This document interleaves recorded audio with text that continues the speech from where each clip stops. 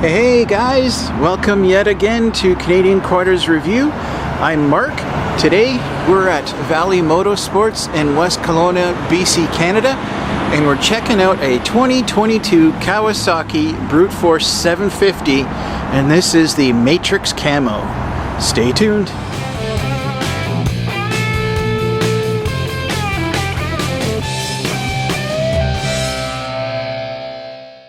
So first of all, I just want to start out by saying a huge thank you to all of you. I haven't been at this dealership here for probably at least 2 or 3 months.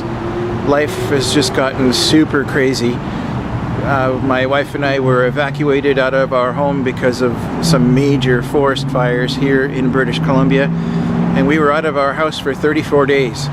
So it's made anything in regular life challenging, especially filming and creating videos and stuff.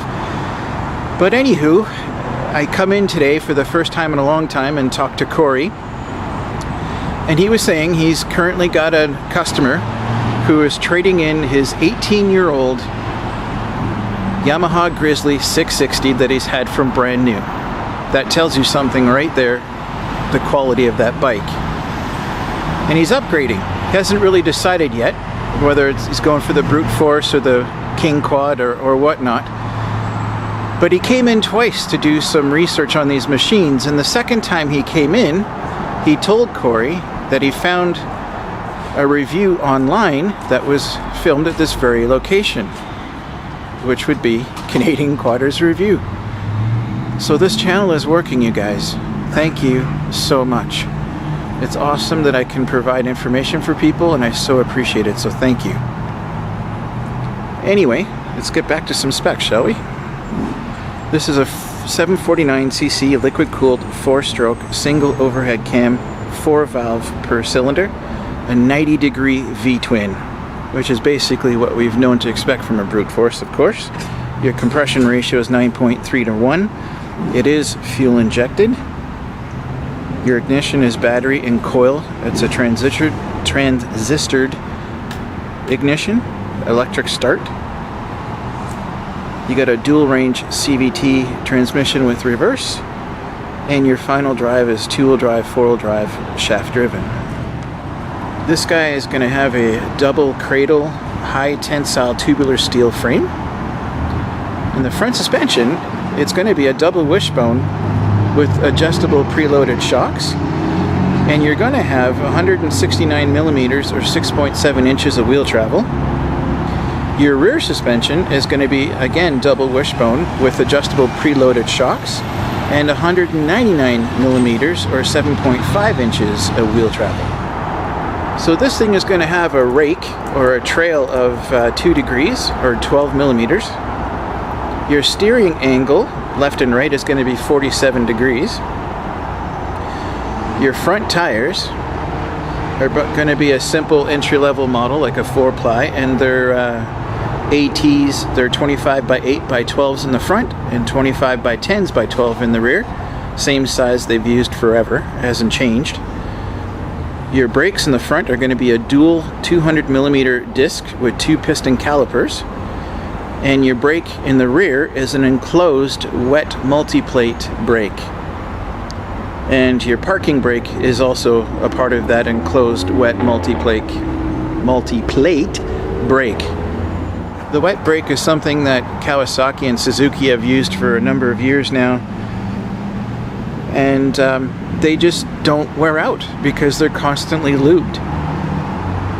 So it's got its pros and cons, just like everything else. But it's obviously got to be good because they've been using it for a long time, and I've never heard of really any issues. So let's get into some dimensions, shall we? So length, width, and height, you're going to be 2195 millimeters by 1180 millimeters by 1220 millimeters, or 86 by 46 by 48 inches. Your wheelbase is 1285 millimeters or 50 inches. Your road clearance is 240 millimeters or 9.4 inches. That seems a little bit low. Your seat height is 910 millimeters or 35 inches. Your curb mass is going to be 317 kilograms or 699 pounds. Your fuel capacity is going to be 19 liters. Your turning radius is going to be 3.2 meters or 10.5 feet. And your towing capacity is going to be 567 kilograms or 1,250 pounds. It will come with a 12-month warranty here in Canada. And of course, you can upgrade your warranty if you want to 24, 36, or 48 months. And your instrumentation panel, it's all digital, of course, you'll see that in a minute. It'll do your speedometer, your odometer, your trip meter, your fuel gauge, engine temperature, your clock, your hour meter, your EPS light, your neutral, your reverse gear, two-wheel drive and four-wheel drive, your belt indicator, and your oil warning light indicator. So once again, Kawasaki's basically just stayed with its tried and true technology. And I've ridden these. I used to have one of my own in 2006. And it is a Brute. It really is. But it's a well-made Brute. It kept up with everybody else. Mine was a 650. That was a twin piston dual carburetor version. But it had some good get up and go. The fuel injected model here is much better, of course, and it's a 750, so it'll be even better.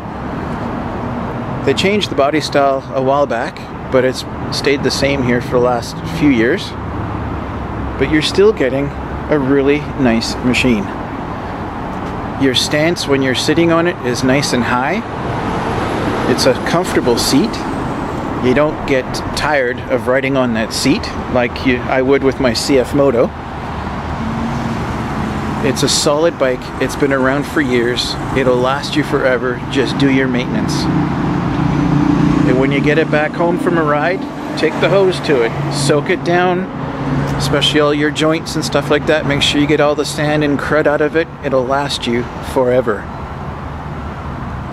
So you got your typical handlebar stuff. Headlights, starter button, kill switch, override. Here's the famous locking front diff. So the harder you pull, the more that front diff locks. This will be, I believe, your back brake. And here's the typical Kawasaki digital display. Nothing really new there. They haven't changed anything. There's your four-wheel drive switch, your throttle, of course, and your gear shift. But the best part I like is that twin cylinder sound. There's nothing like it. It sounds amazing.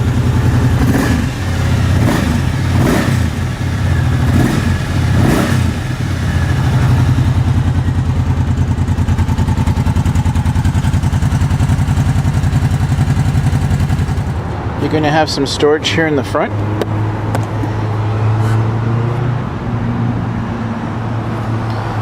Fully enclosed wheel wells, and it's really easy to get at your dipstick, as you can see.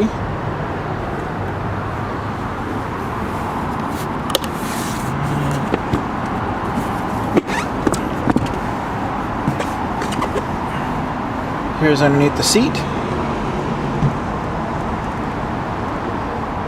Airbox is fairly easy to get at, which is a good idea.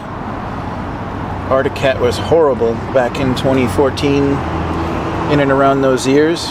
Could barely get your hands in there, let alone do any maintenance. There's your gas tank underneath the seat for lower center of gravity. And they kept the metal bars for your racks. Brilliant.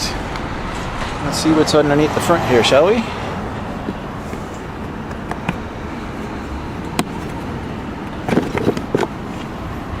Oh, right on. It's just another little storage compartment. Very cool.